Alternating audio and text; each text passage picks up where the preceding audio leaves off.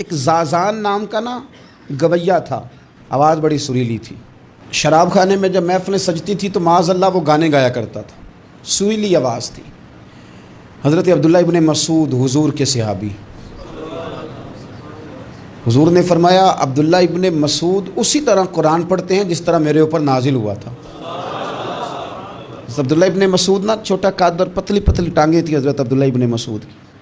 ایک دن درخت پہ چڑھے ہوئے تھے تو کچھ لوگوں نے نا، بچے کرتے ہیں نا مذاق، معاذ اللہ کچھ نے کہا کتنی پتلی ٹانگیں ہیں۔ اللہ کے محبوب علیہ السلام نے فرمایا قیامت کے دن عبداللہ ابن مسعود کی ٹانگوں کا وزن احد پہاڑ سے بھی زیادہ ہوگا۔ زبردست صحابی ہیں، اور حضور نے فرمایا میں نے جس کو گورنر بنایا، کسی جگہ امیر بنایا، مشورہ کر کے بنایا، اگر میں کسی کو بغیر مشورے کے امیر بناتا تو عبداللہ ابن مسعود کو بناتا۔ حضرت عبداللہ ابن مسعود گزر رہے تھے تو وہ جو زازان نام کا گویا تھا وہ گانے گا رہا تھا۔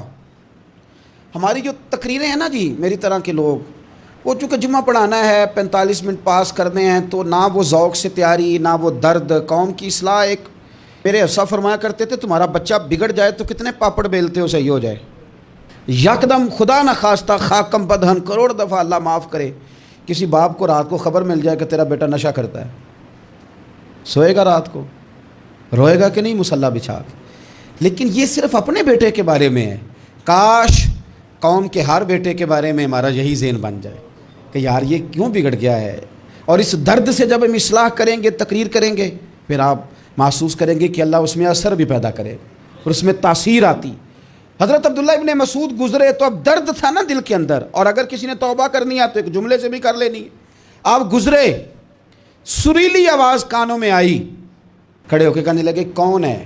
کہ جناب زازان نام کا گویا ہے، مصطفیٰ کریم کے شانوں والے غلام کی زبان سے لفظ نکلے، کتنی سونی آواز ہے، کاش یہ قرآن پاک کی تلاوت کرتا۔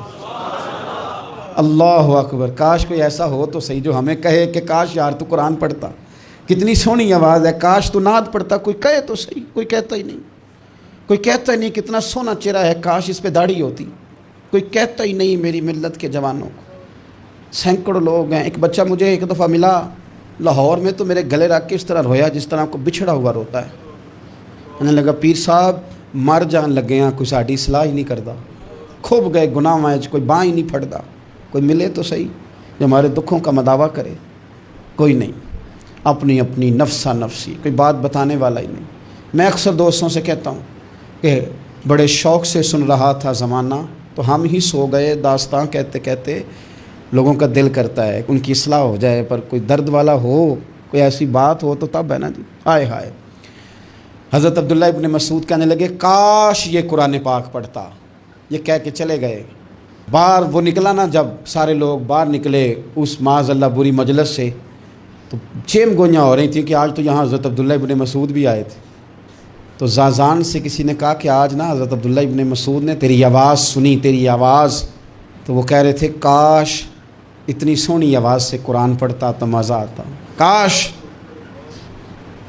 وہ کہنے لگا نبی پاک کے صحابی نے میرا نام لیا ہے، گویا ہو کے میرا ذکر کیا ہے، حضرت عبداللہ ابن مسعود نے میرا نام لے کے کہا کہ کاش میں قرآن پڑھتا، اور میرے لیے کہا مصطفیٰ کے صحابی نے، حضور سے قرآن سیکھنے والے کی خواہش ہے کہ میں قرآن پڑھوں۔